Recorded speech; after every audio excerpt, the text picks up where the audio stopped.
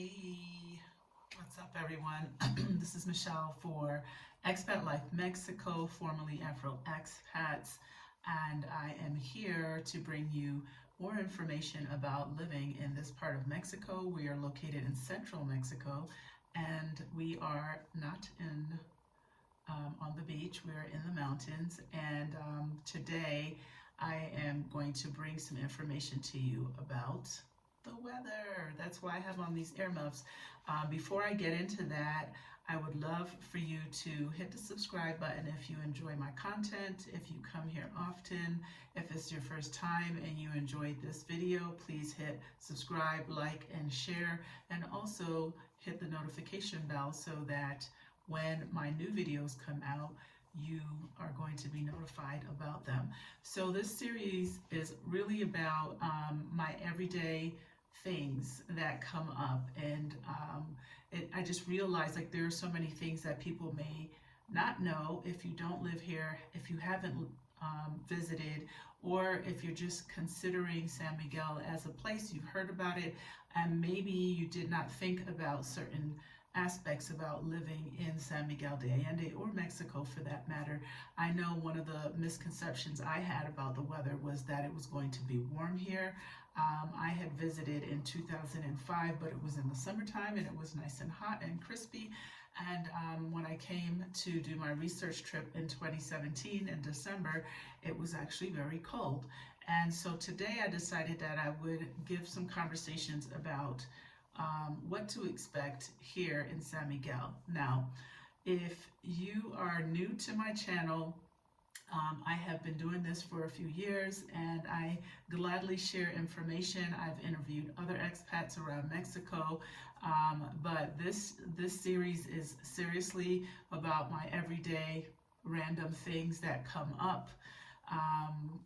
You name it, just take a look and you'll find it under basically San Miguel de Allende, everyday living, things that are happening here. I guess I should be calling this the untold kind of conversations and stories. I'm just going to be sitting here at my desk and talking to you. So let's get right into it. So if you're wondering why I have on these earmuffs, because it has been cold. This is December 2022 and it has been cold up in this bee, okay? Bleep, bleep, bleep. I actually took a trip to northern Mexico and it was even colder than here. So for all of you who think that San Miguel is like going to Cancun, you are so far from the truth on that one, okay? So I literally have a sweater on, another long sleeve shirt underneath, and if you are someone who is really anticipating living somewhere that's nice and hot and warm, you know, like summer hot and warm, 24 hours a day, 7 days a week, 365 days a year, San Miguel is not it, okay?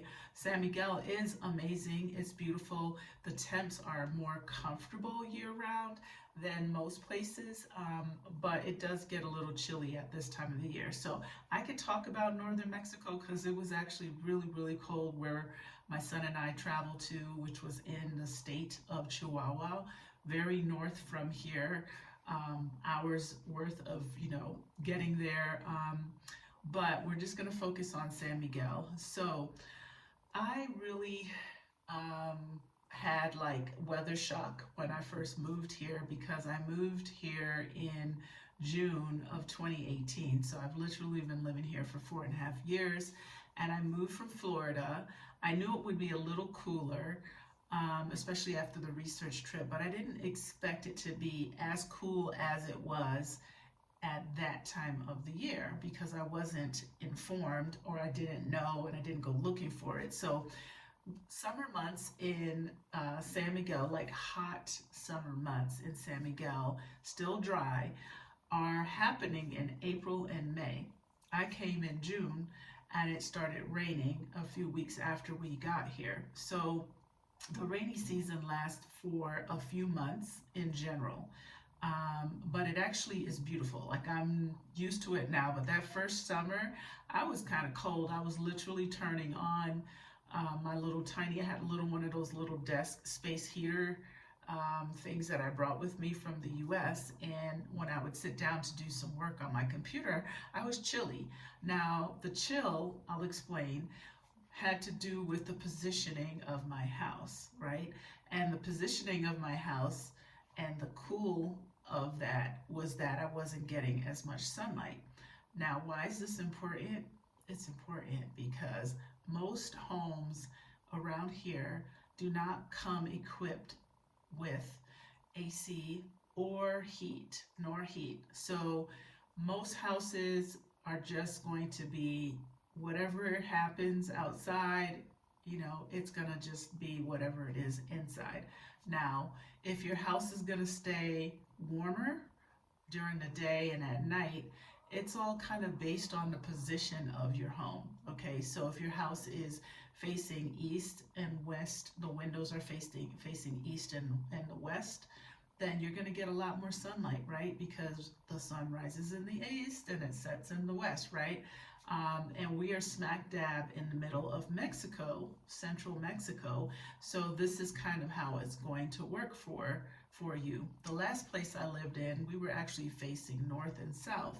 So it was pretty dark in there, especially for me coming from Florida, where it was warm most of the time, but my house was also facing the front of my house was facing east at that point, and then the back was facing west. So I got a lot of sun that sort of just went around, and I had windows on the side of my townhouse, and the sun really came in. It was so hot that I had to put like dark blinds so that it would kind of help me monitor how much my AC was blowing. Here, when I moved to my last place, or where I was living before, it was kind of cold because I did not get any of that like sun exposure most of the day. It sort of would hit the back of the house in the afternoon, and it was warm, but it was only like in that area. So when winter, and I call it winter, not like snow winter or ice winter or snowstorm winters, but winter in San Miguel, it can really chill down, right? And you feel it more because we don't have heat built in to our homes. So you just don't have that sense of cozy unless you have certain pieces of equipment. Now, we'll get into that in a second. So I knew that I'd probably need heaters, so I brought heaters with me. Now, in saying that, don't bring heaters with you because you can buy them here, right? How good are the heaters here? Yeah, it all depends on how much you want to spend. So I've been able to buy like, little floor heaters that just have like the little red light up kind of burners. I don't know what they're called again. It's like the word's not coming to you, but anyway, those are just okay because they don't really blow hot air. They sort of emit heat, but you kind of have to almost hug it to feel it. But it works in an enclosed space. Those cost around $50 each, which I think is a little pricey considering you have to run it for a while, but it does work in a pretty good, decent size room, and you just need to make sure you close your bedroom door. I brought some heaters with me. Bad idea, because they were 220 volts, and at my other place, they actually tripped out my electricity. Okay, so things you should know.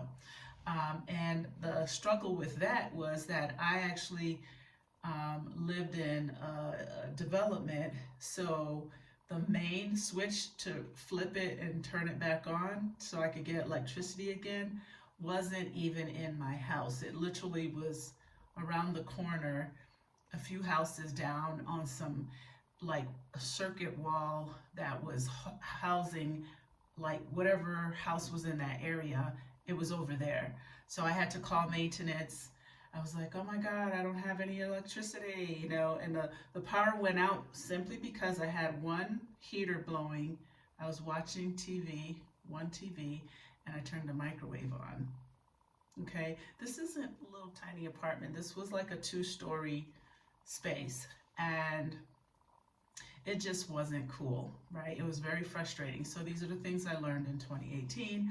It happened a few times, and then I figured out where that switch was, which one was mine, and I would go over there and flip it and turn it back on.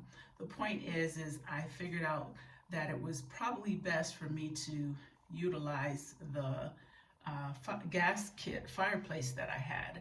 I was a little nervous about these, but this is also very common here. So if you do have one of those, or if you find a house or a space that operates with one of those, because it is a common thing, you're not going to always have like a wood burning fireplace.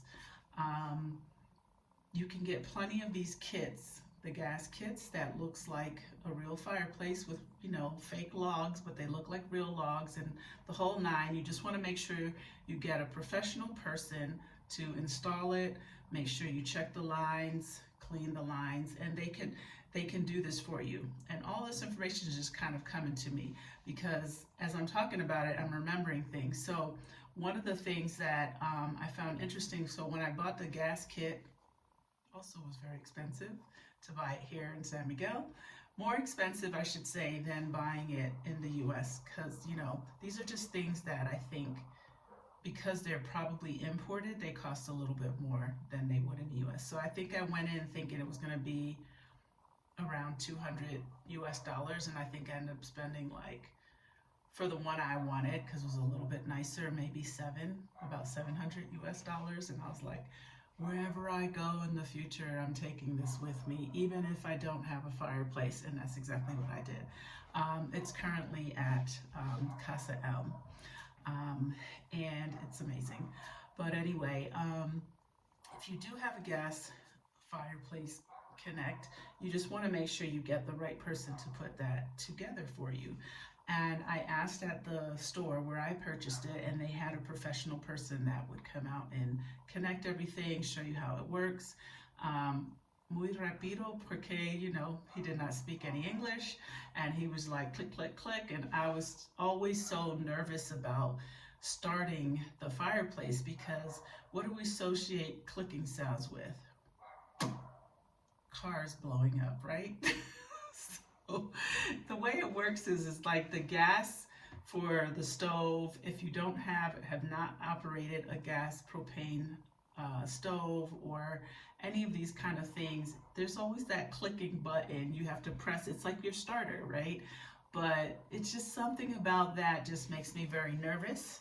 I got used to it. The one I have, I think, had a remote control, but it's still a little bit finicky at times. And it's like, you know, I had to press and hold and do all these things. You get used to it. It's beautiful once it starts. It was so beautiful to sit there and just get this heat and warmth.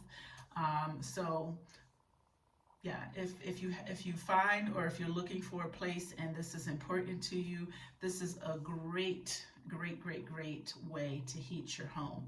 I felt that it pretty much would heat up the first level of the home, open the doors to the bedrooms that were on that level, the living, dining, kitchen. That whole first floor was pretty warm, and it would kind of rise to the hall to the second level, but it didn't quite get there. But it definitely helped by us just putting a little heater upstairs and, you know, getting the chill out of the room. So that's the challenge inside of your home if you're not getting a lot of direct sunlight.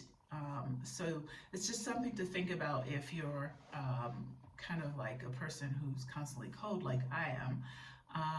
It's something to think about. And yes, putting heaters in each room, that's also an option. Or having, like where I live now, I do not have a fireplace, but I have those same heaters that would trip out my electricity, but now I know what to do. I just don't turn everything on. But what I normally do, and I find works extremely well, is just putting it in the room for 10 minutes, closing the door, and it takes that chill. So what I miss is having kind of like the same temperature throughout the house. So like, for example, the last few nights since we've gotten back from our trip, you know, I'm in my room, it's nice and cozy because I have the heat on, but then I go in the hallway and it's like I walked outside. But I'm still inside. So this doesn't last very long, but I'm just telling you, I'm talking about it because I'm here. I'm a little bit exaggerating right now. I don't really need my earmuffs, but they feel good, and it just makes me feel warm and cozy without having to put on any other layers right now. Keeps my head warm. So what else do I want to share about the weather? I have so much to say about the weather. So I find it sometimes difficult to dress for the weather year round, and I'll tell you why, right? Because you wake up in the morning and it's kind of chilly. You know, if you're just like I, don't like the cold kind of person, that's me. I wake up, I want to be cozy. I just want to feel cozy. I want my body to not be cold, any part of my body to be cold. I don't want my ears to be cold. I don't want my nose to be cold, my hands, my feet. So, you know, when I get up in the morning and I've been walking with a friend, and she kind of laughs at me because she's hot. She likes, you know, the cold weather.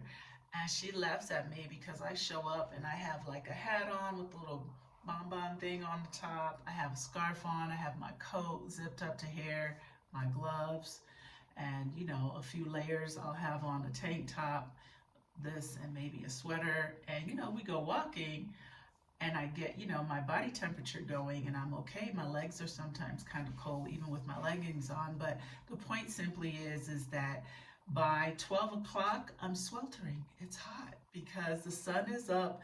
The temperature has gone from maybe 45 degrees to 75, and this is the norm here, okay? It's only a matter of how much is it going to drop at night, depending on when we are checking the temps. What time of the year is it? Basically, if it's in, let's say, January, let's say March, it's not going to be as cold at night, but it's going to be cooler. It's going to be comfortable, probably nice, amazing sleeping weather, right? Right now, it's actually very nice, amazing sleeping weather, but you better put on some, like, you know, jammies or whatever. I have down comforters. Love my down comforters. If you didn't catch my first episode, which was telling you items that you should bring a down comforter if you plan on living in this part of Mexico or anywhere in the mountains. Do your research, okay?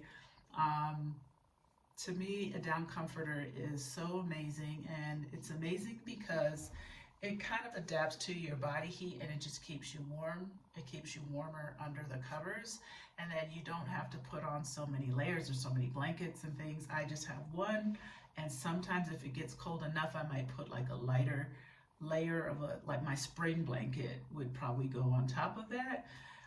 But that's not really something I think you'll need for more than probably a few weeks out of the year.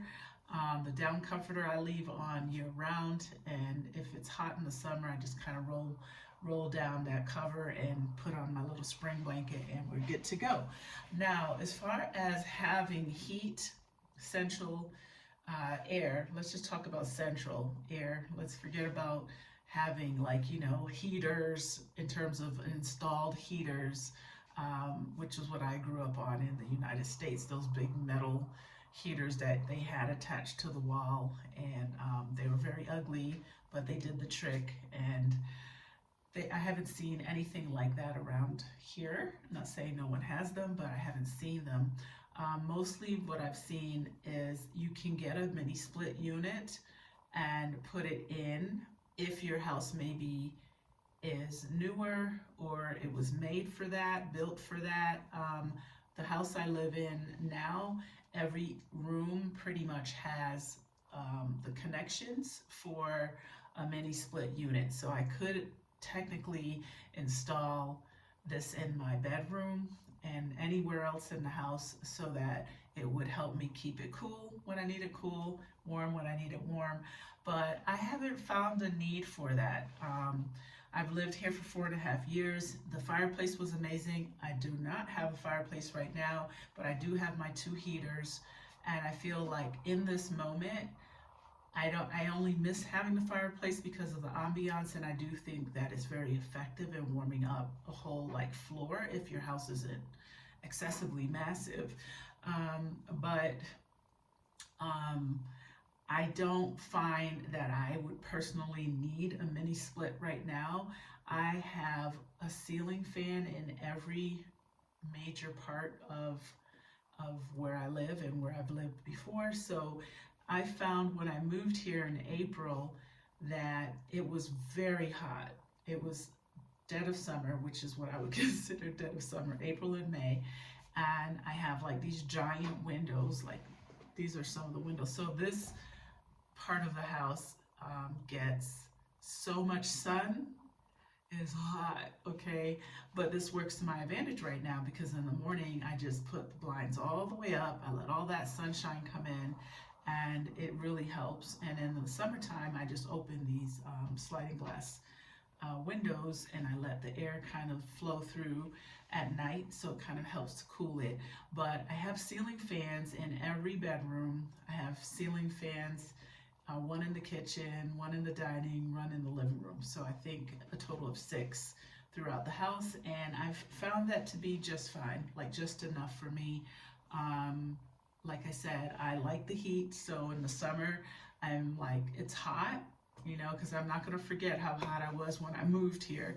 But it was really weird because then at night,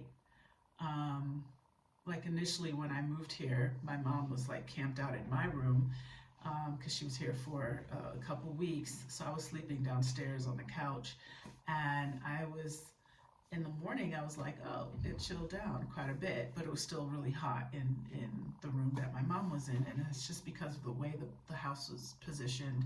As I said, that's something to think about. Like if you are into being like, you know, conscious about how much you're spending on utilities or how comfortable you want to be inside your home, you might want to just see what's the position of the home, how much light is coming in, and can you take advantage of that during the different seasons and when the seasons change. That's just something that you can think about. And back to the mini splits and heaters and things like that. So the first year that I was here, as I think I said earlier, with tripping out the power in the house, not only did I trip out the power, but I don't remember excessively running my heater or heaters, because I only had 2 before I went ahead and invested in the fireplace.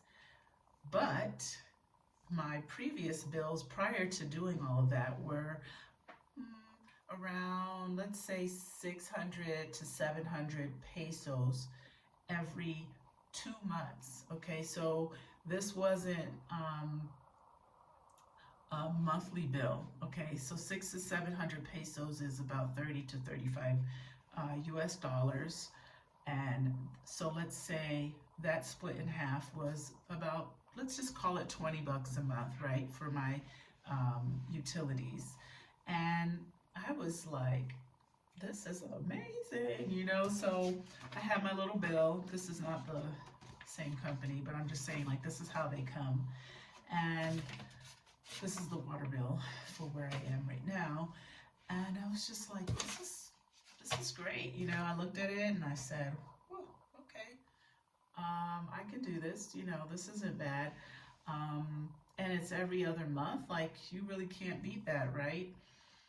Well, at the second month when I got, or third month maybe, when I got a full cycle charge after using my heaters, those bills went from being 600 and 700 pesos to 6,000 and 7,000 pesos.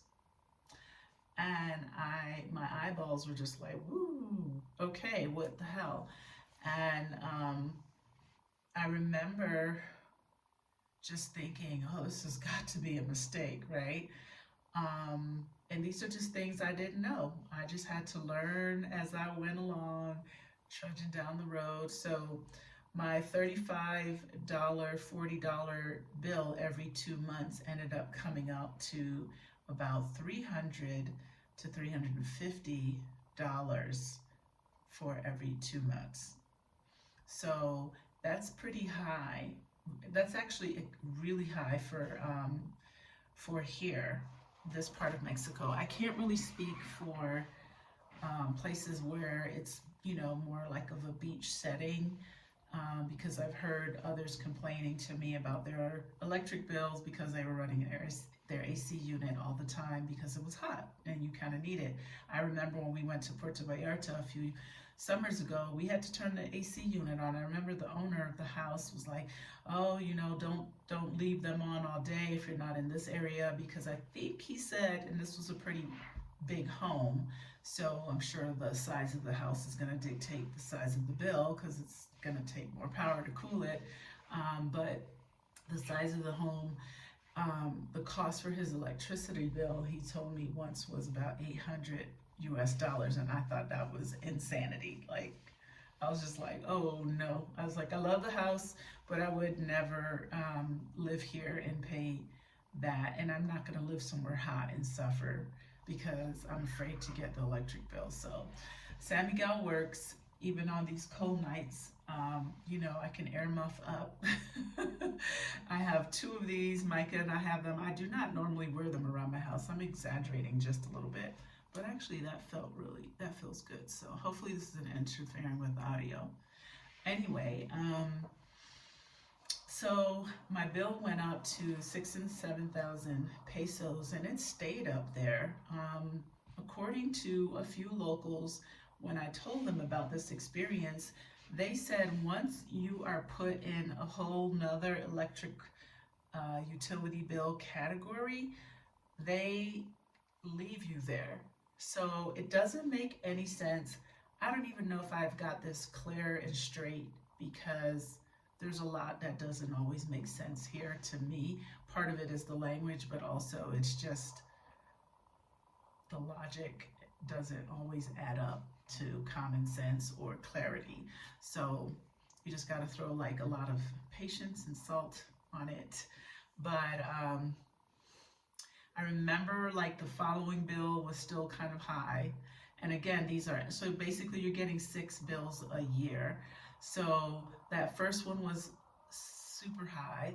The second was also super high. And then the third one started to go down. I think it went down around 2,000 or 3,000 pesos. And I was like, oh, okay, we're getting down.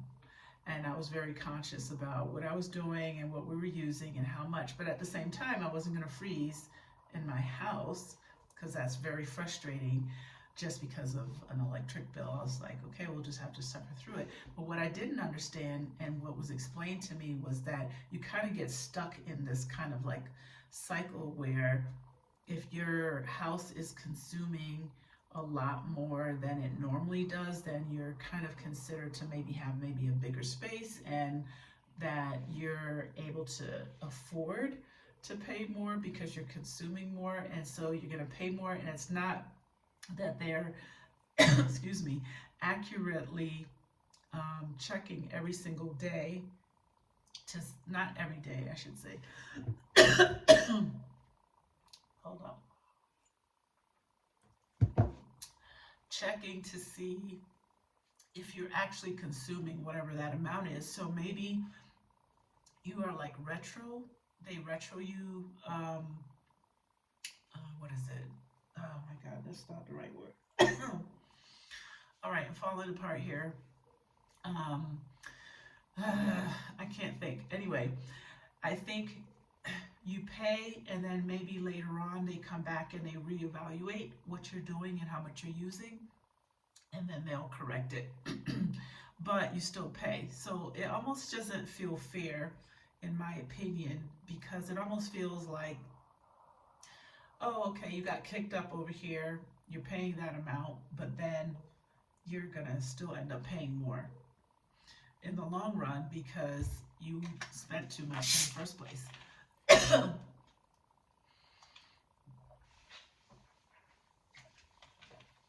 so weird. I almost feel like somehow there was some pepper spray or something, and it's not in my house. So excuse my coughing and drinking in between conversation and crying about it, meaning my eyes are getting watery because of it. So basically, this is what I learned in that first year. And, I thought that overall getting the fireplace kit was a great investment because it ended up saving me money in the long run. The bills eventually did go back down, not to 500 to 600, but I would say about 1,000, which is 50 US dollars, 1,000 pesos, and that's 50 US dollars every other month. Like, you really cannot complain about getting a 25 or 30 or $40 utility bill per month, right? We just can't. Like, coming from Florida, I can't complain about that. I remember my summertime utility bills in my townhouse in Florida every month were at least $175, $150 to $175. So there you have it.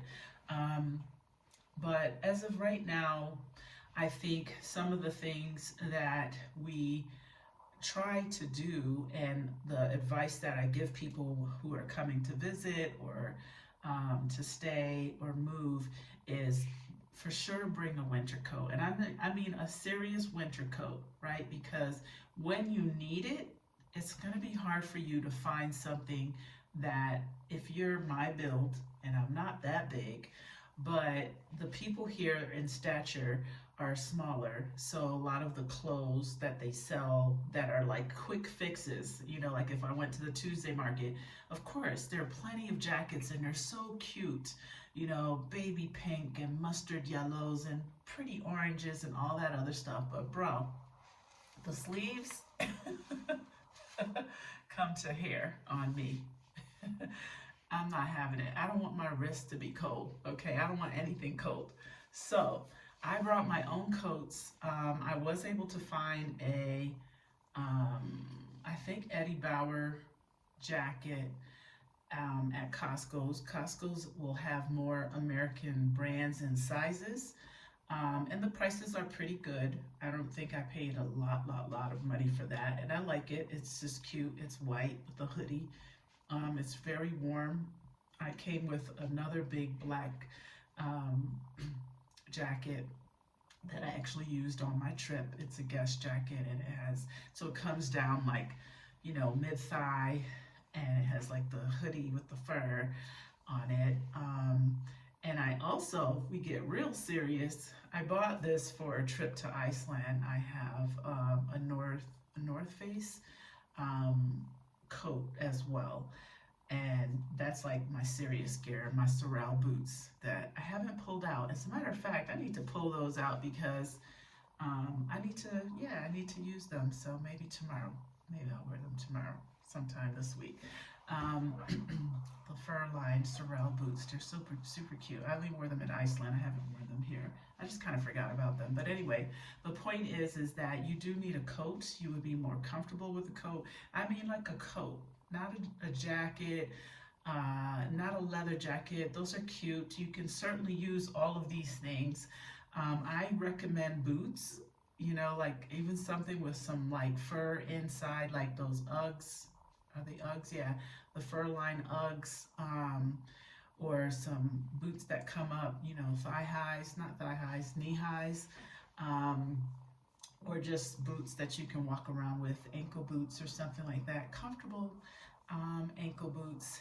I have a few boots that come up pretty high, and they're amazing and they're comfortable. I wear them if I'm just kind of going out. It keeps me warm. I keep my leggings on and I'm good. And then layers. I tell everyone that comes to visit, even in the summer, it's cool in the morning, it's freezing. Right now it's freezing at night. It's really cold in the morning, but 12 o'clock I'm hot. Like, I can put on a tank top or t-shirt and go outside. So layers. So think in layers. Think in sweaters. Think in tank tops, and think in a light jacket.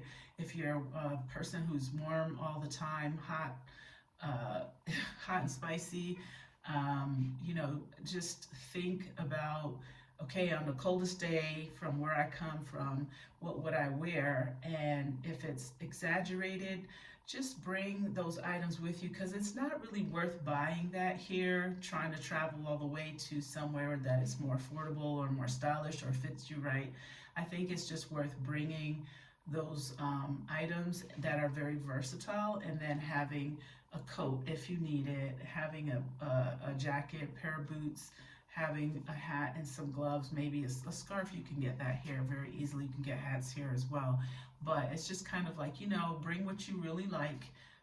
You don't need an abundance of it. You just need probably one of each of those things. I have a few things, but it's because I kind of collected stuff along the way for different reasons. But I do think that that's going to cover you in your home. Again, if you're looking at homes and this is important to you, look for a place that has a fireplace. There are houses with wood burning fireplaces, and then there are ones with the gas kits.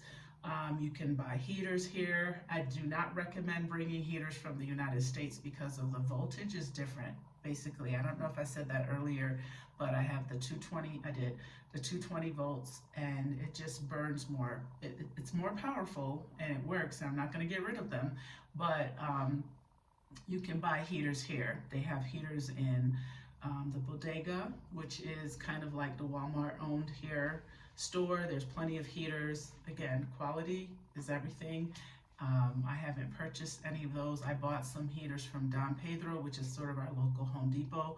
It's not Home Depot, but it's Don Pedro, and it's like our local Home Depot. And those were $50 each, so I had to buy one for every room at for Casa ELM.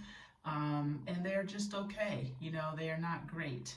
And sometimes it's just kind of chilly to hang around in the house, or in the morning time if you're not getting that direct sunlight and you just have, like, you know, the shade from outside. It's like you have your windows open. If you even have like light coming directly in, you know, that can be a challenge. I'm just saying, like, if you're someone who wants it warmer and you want more light, it can be a little bit like, at least for me, I found it not depressing, but it was a change. It was a huge shift from the sun, the heat of Florida, to my house was kind of dark and inside in the morning, and it just takes away from my motivation. Here I get so much sunlight, it really helps me get going, and that's because I really enjoy the sun. I like it bright in the morning, and it just gets me, you know, I'm a morning person. I prefer being up in the morning. So lots of information for you. If you enjoyed this video, please hit the like. If you have questions, feel free to drop them below. If I missed anything about the weather, I think I kind of covered it. Yes, you can bring pajamas. Yeah, short sets, pajamas to sleep in the summer, or whatever. If you're hot, you can sleep in them in winter, but definitely bring a down comforter if you don't want to be cold when you're sleeping. I love it. I love the comfort it gives me. I don't have a heater on all night because it's just, first, I'm just kind of paranoid about that, but I'm also, I don't like to be that hot at night while I sleep. It's very comfortable to sleep here, like amazing sleeping weather, just saying. And anyway, hit that like button if you enjoyed this, share, be sure to subscribe, and I will see you on the next video. Again, this is Michelle for Expat Life Mexico, formerly Afro Expats, and I am dropping knowledge about life in Mexico, just your everyday things, right? These are the untold pieces of information, the untold stories that I think we all overlook because we just go through them and we keep going, but it's stuff you should know, right? So thank you for being here, and I'll see you on the next video. Peace.